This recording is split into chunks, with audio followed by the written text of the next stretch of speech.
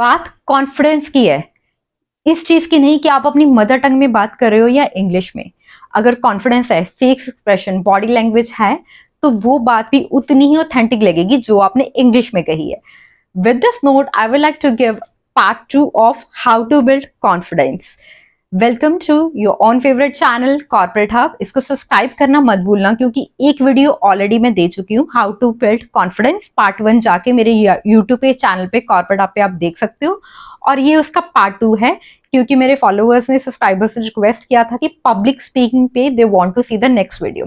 So without wasting much of your time, let me tell you what I am gonna cover in this video so that you can actually stay till the end and you do not miss out any important aspect. Okay, तो सबसे पहले हम try करेंगे कि हम main points को highlight करें, और बीच बीच में जो कहते हैं ना तड़का मसाला, वो तो लगता ही रहेगा।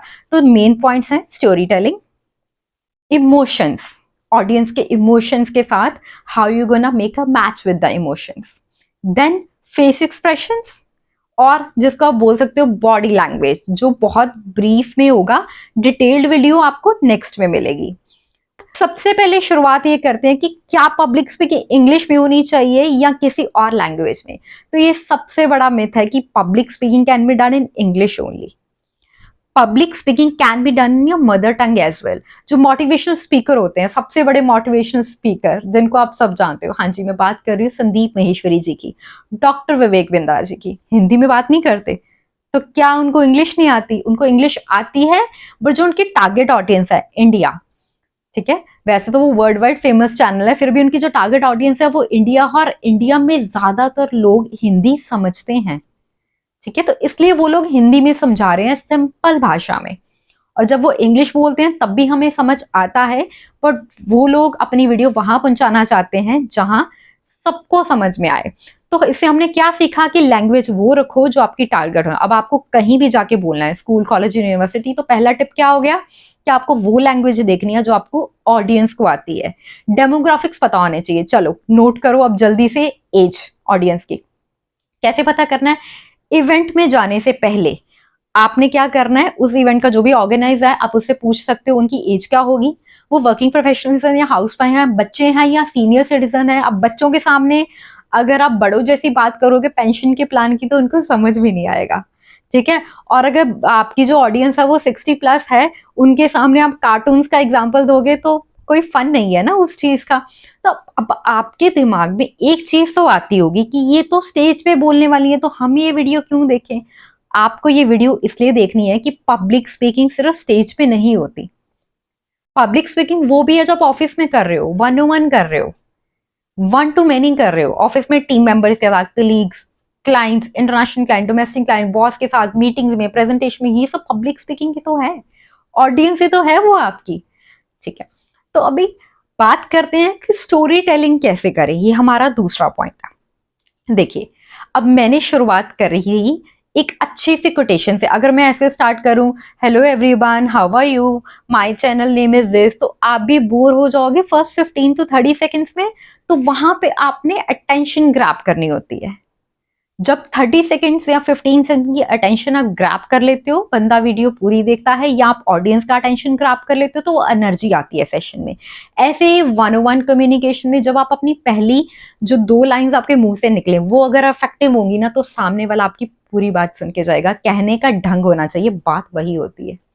ये आपके सैलरी नेगोशिएशन में काम आएगा। जब इंक्रीमेंट लगती है आपको, नहीं इतना नहीं इतना अमाउंट चाहिए, तब भी ये चीज काम आएगी। कुछ एम्प्लॉयज आके कैसे बोलते हैं कि मैं तो 10,000 चाहिए था, आपने देना तो ठीक है, नहीं तो कोई बात नहीं। कुछ कैसे बोलते हैं कि I was expecting more, but चलो छोड़ो, अब क्या ही बात करनी। मतलब they all want to bombard on nature कि तुमने ये कर दिया, तुम बहुत बड़े पाप कर रही हो, बट अपनी बात उनको रखनी नहीं आती। तो वो अच्छे भी होते हैं, आई एम नॉट सेइंग कि सबको नहीं रखनी आती, बट पब्लिक स्पीकिंग का जो एक्चुअल मीनिंग है वो कम्युनिकेशन इफेक्टिव करने का होता है। तो वहां पे अपने इमोशंस के साथ, रिस्पेक्ट के साथ अपनी बात फॉरवर्ड करनी है। तो बात करते हैं कि कैसे हम इमोशंस और स्टोरी टेलिंग को करें। एक छोटी चीज बताती हूँ समझाने के लिए। जब मैं 8th स्टैंडर्ड में थी तो मेरे स्कूल में कंपटीशन हुआ था, सुनना जरूर, बहुत ही ज्यादा इंटरेस्टिंग है। तो उस कंपटीशन में क्या हुआ कि मैं हार गई। सबसे बड़ी बात, मैं क्यों हारी, मेरे हाथ ऐसे शिवर कर रहे थे माइक पकड़ते हुए, ऐसे लिटरली शिवर कर रहे थे, कैन यू इमेजिन। और आज जो मैं आपके सामने बोल रही हूँ, आप बिलीव नहीं कर सकते कि मेरे हाथ शिवर कर रहे थे। और मैं कुछ भूली नहीं, 5 पेजेस का A4 साइज का था, 5 पेजेस का, मुझे एक भी लाइन नहीं भूली। मेरी टीचर को लगता था कि हम लोग भूल सकते हैं, मैं और there was another guy who participated on behalf of our school. तो वो कंपटीशन में अलग अलग स्कूल्स के नेशनल लेवल पे था, अलग अलग स्कूल के आए थे लोग पब्लिक स्पीकिंग करने के लिए। तो मुझे वो बहुत पिंच हुआ, और तब से लेके आज दिन तक मैं मिरर के आगे खड़ी होती हूँ, प्रैक्टिस करती हूँ। अभी भी पब्लिक स्पीकिंग और कम्युनिकेशन कोच बनने के बावजूद भी, लोगों को पेड कोर्सेज कराने के बावजूद भी मैंने वो प्रैक्टिस रोकी नहीं, because I want to improve myself. तो ये एक एग्जाम्पल है एक स्टोरी टेलिंग की, कि जैसे वो बात मेरे दिल में बैठ गई कि लोग हंस रहे थे मेरे ऊपर, तो मैं बच्ची थी, मैंने दिल पे लगाया। मैं रोई नहीं घर आके, बस मैंने ये कहा कि मैंने अपने आप को इम्प्रूव करना है और एक अच्छी पब्लिक स्पीकर बनना है। That's what I wanted to, and I guess अगर आप लोगों के कमेंट्स आते हैं नीचे, मैं अच्छी पब्लिक स्पीकर हूँ या नहीं, ये आप बताना, ठीक है। मेरे हिसाब से तो मैं हूँ, so I am proud of myself. Okay, so अभी बात करते हैं इमोशंस की। अब यही स्टोरी अगर मैंने जल्दी जल्दी में खत्म कर दी तो इसमें कुछ ज्यादा इमोशंस नहीं है। अब इसी में थोड़ा मिर्च मसाला लगते हैं। कैसे, देखो, 8th स्टैंडर्ड में कंपटीशन हुआ था। आप इमेजिन भी नहीं कर सकते मैं कितना रोई थी घर आके। आई वॉज लाइक, जैसे मेरी दुनिया ही खत्म हो गई थी, सिर्फ एक कंपटीशन की वजह से। आई वॉज थिंकिंग क्यों लोग सुसाइड अटेम्प्ट कर लेते हैं सिर्फ एक पेपर ना क्लियर होने से, 10th या +2 का। मुझे भी कुछ ऐसे ही फील हो रहा था, सुसाइड तो पता ही नहीं, बट आई वॉज लाइक मैं इतनी डम्ब हूँ कि मुझे कुछ बोलने नहीं आ रहा था, और बोल रही थी तो हाथ कांप रहे थे। ये होते हैं इमोशंस कैच करना। आपकी ऑडियंस आपको सुनेगी। अब इसमें और भी ज्यादा तड़का लगाया जा सकता है इमोशंस और मिर्च मसाले का, बस आपके फेस एक्सप्रेशन के ऊपर है।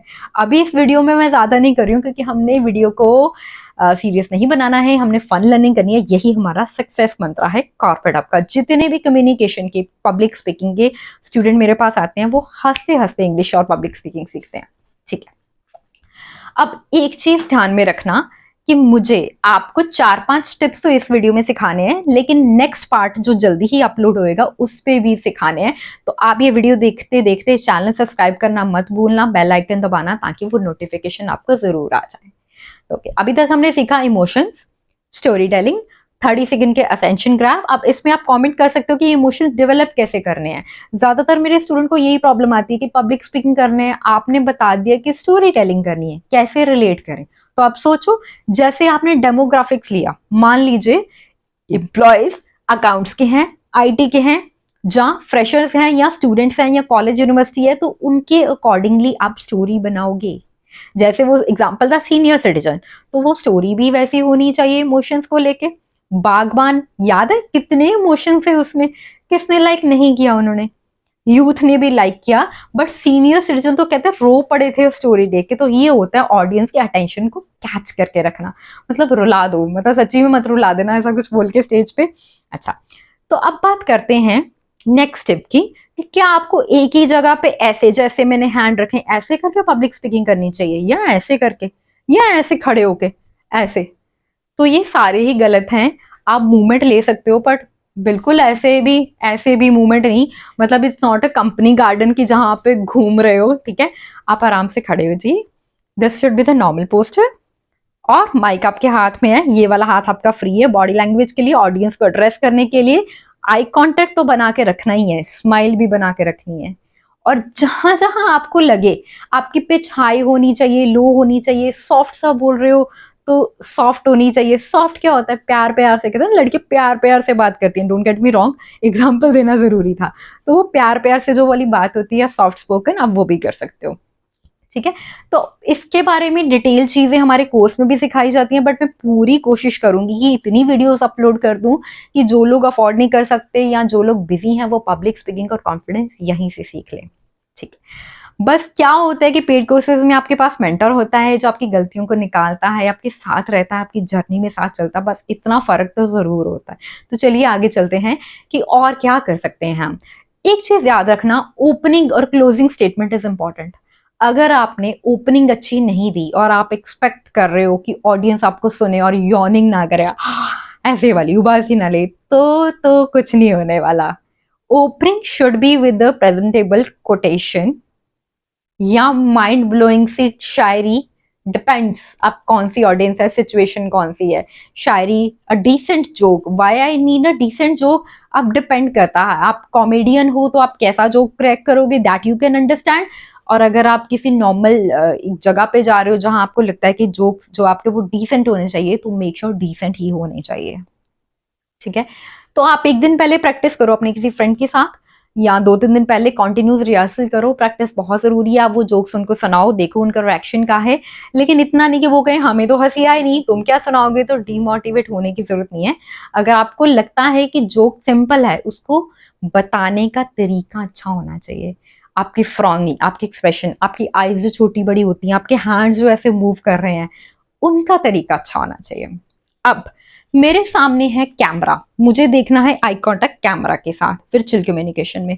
जूम मीटिंग में भी यही टिप्स है मीटिंग के लिए, कैमरा में देखो, स्क्रीन पे नहीं, ठीक है।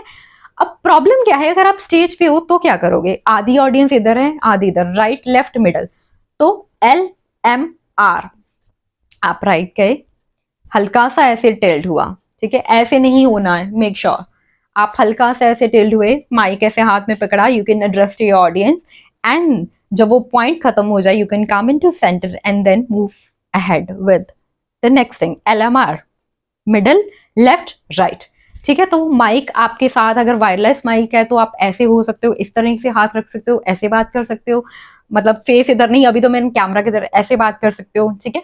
तो इसी तरह से जब आप 1-on-1 ऑफिस में किसी से बात कर रहे हो, तो मेक श्योर आप आई कांटेक्ट बना के रखें, ठीक है। पर ऐसा वाला आई कांटेक्ट नहीं, आप जैसे बॉस के साथ बात कर रहे हो, सीनियर पोजीशन, आपने ऐसे आंखें गड़ा के रखी हुई है कि सामने वाले को ही शर्म आ गई कि मैं तो ऐसे बात कर रहा हूँ ना, आप सुन क्यों नहीं रहे हो। ये वाली जो हार्श टोन है ना, ये आपको ऑफिस में चेंज करनी पड़ेगी, अगर आपकी है तो।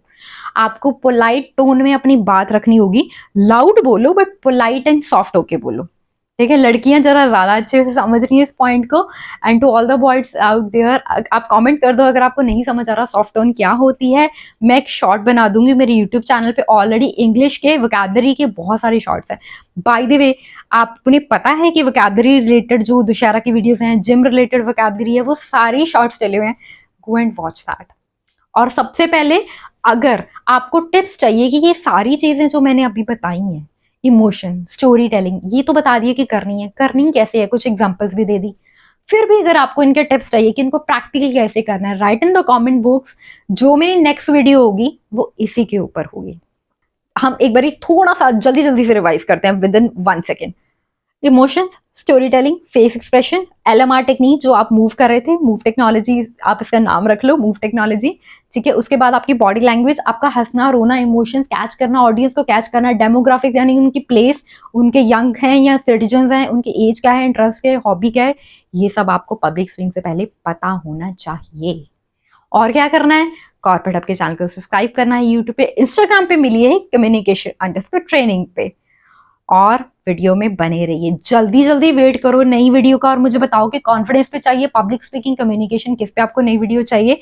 जितना आप कमेंट करते मेरी हेल्प करोगे, उतनी ज्यादा चीजें मैं आपको बता पाऊंगी। मिलते हैं अगली वीडियो में, टिल द टाइम, से या